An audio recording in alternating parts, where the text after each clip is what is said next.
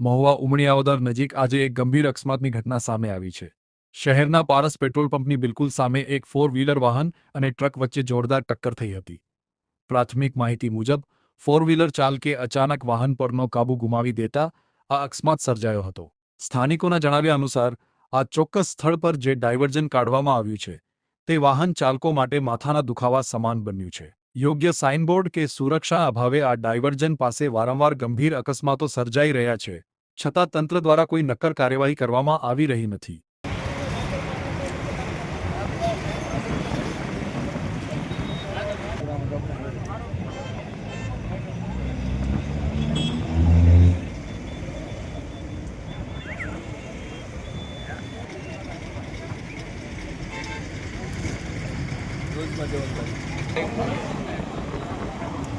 Okay બરાબર.